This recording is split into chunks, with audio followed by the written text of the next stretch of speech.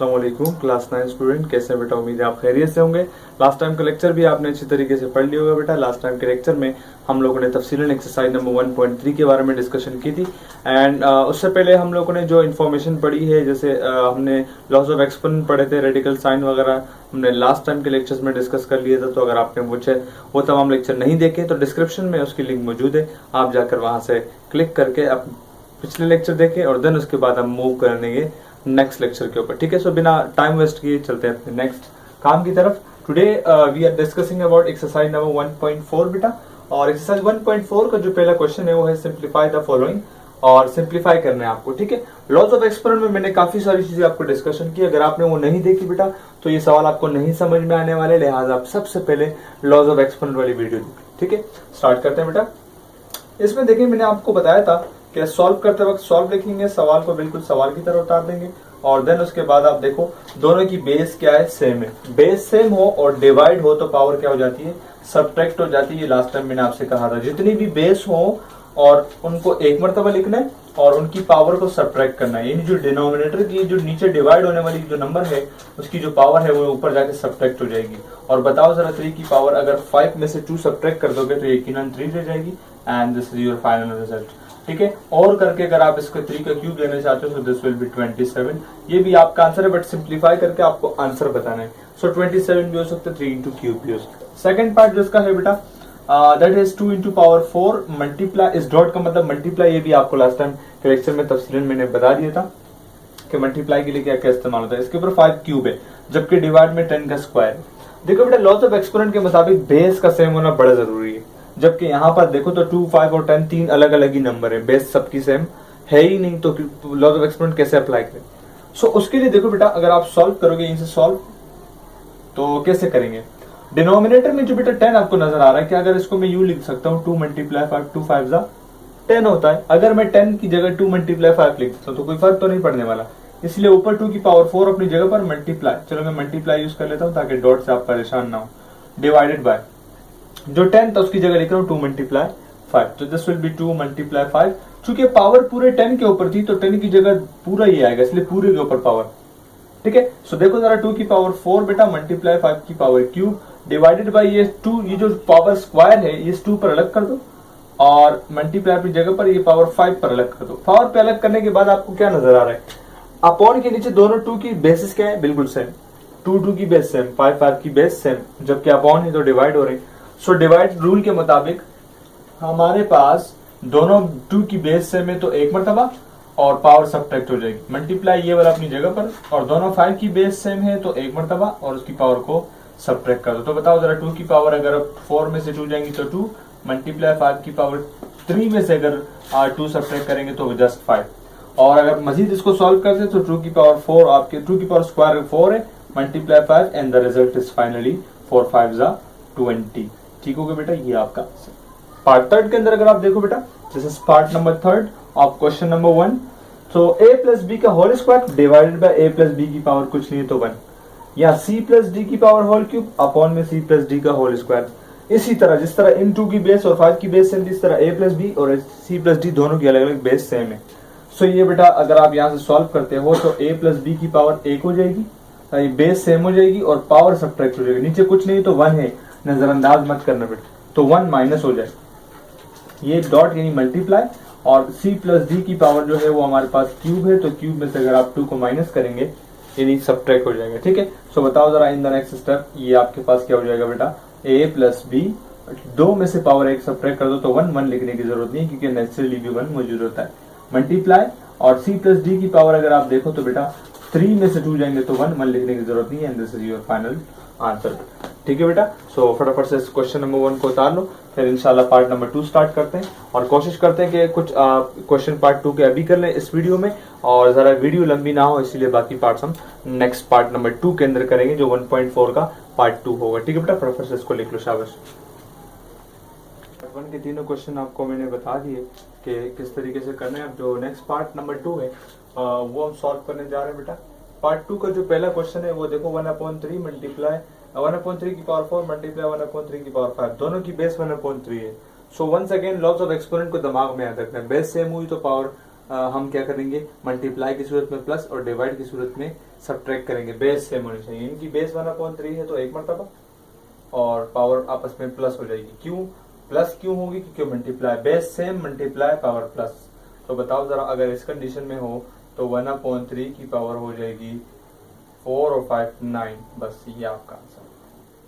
ठीक है बेटा, आप चाहो तो 9 1 पर अलग करके 3 अलग कर सकते हो, बट कोई जरूरत नहीं, ये सिंप्लीफाई हो गया। इसकी देखो तो 3/4 3/4 बेस सेम और क्या हो रहे हैं मल्टीप्लाई। तो सिमिलरली 3/4 को आप एक मरतबा लिख लो और इसकी पावर हो जाएगी 5 + 2। और बताओ जरा 3/4 की पावर क्या हो जाएगी जनाब, 5 2 7। ये आपका आंसर है। ठीक है बेटा, और यहाँ पर आप देख लो तो इस बेटा सो पार्ट थर्ड के अंदर अगर आप देखो वंस अगेन हमारे पास बेस क्या है 7 -4/5 -4/5। सो अगर आप इसको सॉल्व करते हो तो आप क्या करोगे, -4/5 की पावर दोनों है जो वो प्लस हो जाएगी। प्लस क्यों होगी, क्योंकि मल्टीप्लाई हो रहा है, बेस से मल्टीप्लाई। तो इस कंडीशन के अंदर सिमिलरली वंस अगेन -4 की पावर जो हो जाएगी वो हो जाएगी 3 + 5 8। कुछ बातें बताई थी मैंने आपको लास्ट टाइम के लेक्चर के अंदर भी और एक्सरसाइज 1.3 के अंदर भी, कि जब इवन पावर हो तो उसकी वजह से माइनस का साइन जो है वो खत्म हो जाता है। तो इवन पावर का मतलब वो नंबर जो 2 के टेबल में आता है, तो 2 के टेबल में 8 आता है, इसीलिए इसका मतलब है कि जो माइनस है वो खत्म हो जाएगा और 4/5 आपका और की पावर 8, ये आपका आंसर होगा। अगर आप माइनस को खत्म नहीं करते तो आपका आंसर गलत हो जाएगा। ठीक है, क्योंकि इवन पावर से माइनस हमेशा खत्म हो जाता है, ये बातें याद रखनी है आपको। नेक्स्ट पार्ट इसके अंदर देखो बेटा, अब पावर के ऊपर एक और पावर आ रही है, बेस सेम नहीं है, 3 और 5 है, बेस सेम नहीं है। अगर बेस सेम होते तो हम पावर को 8 कर देते, बट यहाँ पर बेस सेम नहीं है। तो हम क्या करेंगे, ये जो होल पावर है दोनों पे अलग अलग कर देंगे। होल पावर क्यूब को इस -3 पर अलग कर देंगे। अच्छा, होल पावर अलग होती कब है, याद रखना बेटा, होल पावर तब अलग होती है जब दो नंबर प्रोडक्ट में हो, यानी मल्टीप्लाई की फॉर्म में हो या फिर डिवाइड की शक्ल में हो। इन दो कंडीशंस के अंदर होल पावर अलग हो सकती है, प्लस माइनस में होल पावर अलग नहीं हो सकती। सो यहाँ पर ये अलग सा सवाल है। ठीक है बेटा, सो -3 की पावर जो क्यूब है उससे माइनस तो खत्म नहीं होगा। क्यों नहीं होगा, क्योंकि ऑड पावर है, 2 के टेबल में नहीं आए। यहाँ पर मल्टीप्लाई अपनी जगह पर 5 की पावर 2 है, एक 2 है और एक 3 है। सो 5 की power according to laws of exponent की थर्ड रूल यानी पावर इनटू पावर रूल के मुताबिक जब पावर के ऊपर एक और पावर आ जाए तो वो मल्टीप्लाई हो जाती है। 2 3 6, ये आपका आंसर। ठीक है बेटे, ये उम्मीद आपको लॉज ऑफ एक्सपोनेंट अच्छे से आते होंगे तो सवाल में मसला नहीं होगा। यहाँ भी सिमिलरली होल पावर अलग करना, लेकिन उससे पहले देखो ये जो 2 है इसके नीचे जो बेस है वो माइनस में है और 2 जबकि इवन नंबर है तो माइनस क्या हो जाएगा, खत्म। ये 3 अपनी जगह पर मल्टीप्लाई 4 बन जाएगा और होल पावर जो भी है उसको रहने दो। ठीक है, स्क्वायर की वजह से माइनस जो है वो गया। तो ये क्यूब अब अलग कर दो, क्यूब 3 पर अलग कर दो और जनाब मल्टीप्लाई 4 स्क्वायर के ऊपर ये जो क्यूब है वो अलग कर दो। सो 3 का क्यूब तो वैसे ही रहेगा, लेकिन 4 की पावर 2 है तो 2 3 6, ये आपका आंसर है। ठीक है बेटा, लास्ट पार्ट में वंस अगेन शुरू हुए तीनों सवालों की तरह बेस सेम है, -a/bc -a/bc और मल्टीप्लाई। तो base same multiply power plus. So अगर आप इसको सॉल्व करते हो बेटा, सो -a/bc और इसकी पावर हो जाएगी 5 + 4 और -a/bc की पावर हो जाएगी 5 और 4 9। तो अब 9 जो है वो ऑड नंबर है, इसीलिए माइनस खत्म नहीं होगा। अगर यहाँ कोई इवन नंबर आता 2 के टेबल में जो भी आता वो माइनस को खत्म कर देता, but this time odd power, इसलिए ये नहीं है। इसको उतार लो बेटा, उसके बाद हम बाकी 2-3 सवाल और हैं इसके अंदर करेंगे। इस पूरी 1.4 के अंदर टोटल 24 क्वेश्चन, तो 24 में से हम हाफ इस वीडियो में कर लेंगे, हाफ नेक्स्ट लेक्चर में करेंगे ताकि वीडियो ज्यादा लंबी ना हो। तो जल्दी से इसको उतार लो बेटा, फिर उसके बाद नेक्स्ट बाकी जो क्वेश्चन रहते हैं वो करते हैं। हमारे पास जो पार्ट नंबर 7 के बाद पार्ट नंबर नेक्स्ट 8 है, उसके भी देख लो बेटा। सॉल्व करने के जब हम जाएंगे तो laws of exponent once again याद रखते, -7/d की पावर स्क्वायर, -7/d की पावर क्यूब, -7/d की पावर 5, तीनों की बेस बिल्कुल सेम है और ब्रैकेट का मतलब मल्टीप्लाई होता है, ये आपको बता चुका हूँ।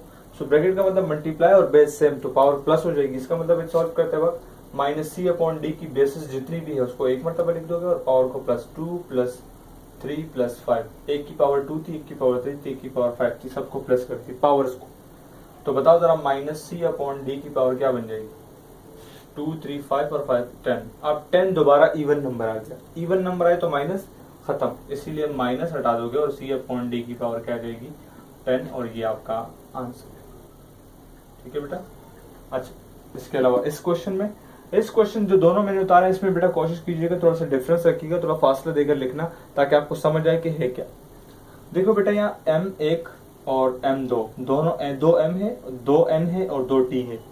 आप सॉल्व करते वक्त दोनों M को एक साथ लिखना, इसकी M की पावर कुछ नहीं तो 1 है, और दोनों एक M की पावर 5, दोनों M को एक साथ कर दिया। फिर N स्क्वायर, बीच में कुछ नहीं तो मल्टीप्लाई, N की पावर क्यूब दूसरा N है, यानी ये दोनों एक साथ कर दिया। और अलग से T की पावर 4 है और T की पावर 7 है। ये मल्टीप्लाई कहाँ से आया कि बीच में कोई साइन नहीं होता तो मल्टीप्लाई होता। सारे M को देखो, दोनों M's को एक साथ कर दिया तो M की पावर 8 हो जाएगी, क्योंकि मल्टीप्लाई है तो 1 + 5। या N की पावर 8 हो जाएगी क्योंकि बेस से मल्टीप्लाई तो पावर प्लस, और जनाब यहाँ पर T की पावर भी 4 + 7 हो जाएगी। तो in the next step M की पावर 6 हो जाएगी बेटा, N की पावर भी 5 हो जाएगी, और जनाब T की पावर आपके पास हो जाएगी 11।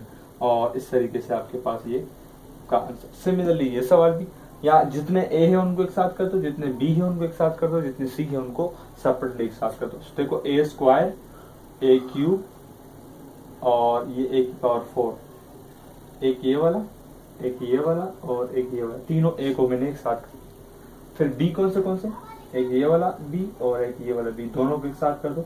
B की पावर स्क्वायर है और एक B की पावर 4 है। C कितने, एक ये वाला और जनाब एक ये वाला, 2 C है, तो इसका मतलब C की पावर 5 और मल्टीप्लाई C की पावर क्यूब, सॉरी 5 नहीं है, C की पावर एक 5 है और एक 3, एक साथ कर।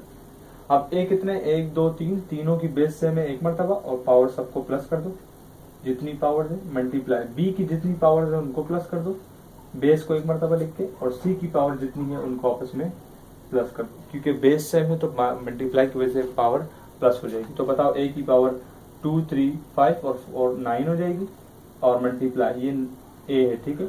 B की पावर 2 और 4 6 हो जाएगी, ये B है, ठीक है, 6 नहीं, मल्टीप्लाई C की पावर 5 और 3 8 हो जाएगी, और इस तरीके से आपका आंसर, ठीक है बेटा। सो आज के लेक्चर के अंदर इतना ही, 24 क्वेश्चन एक्सरसाइज के अंदर। तो पहले पार्ट के अंदर हमने 24 क्वेश्चन आज कर लिए, दूसरा पार्ट जब हम नेक्स्ट टाइम कंटिन्यू करेंगे उसके अंदर भी 12 क्वेश्चन करेंगे, और इस तरीके से 1.4 खत्म हो जाएगी। फिर हम नेक्स्ट टाइम जो होगा वो आपको नेक्स्ट टाइम बताते रहेंगे। सो आज का लेक्चर उम्मीद है आपको अच्छे से समझ में आ गया होगा। अगर आपको अच्छे से समझ आए तो बेटा लाइक कर दीजिएगा, सब्सक्राइब कर दें बेटा चैनल को लाजमी, ताकि आने वाले जितने भी लेक्चर हैं उससे आपको फ़ायदा हो और आप तक नोटिफिकेशन आता रहे, ठीक है बेटा। लाइक करना मस्ट है, ज़रूरी है, लाइक करने से हमारी हौसला अफजाई होती है बेटा। और प्लस इस वीडियो को अपने तमाम दोस्तों के साथ भी ज़रूर शेयर करें ताकि उनका भी फ़ायदा हो, ठीक है बेटा। सो मिलते हैं नेक्स्ट लेक्चर के अंदर, तब तक के लिए मुझे इजाज़त दीजिए, अल्लाह हाफ़िज़।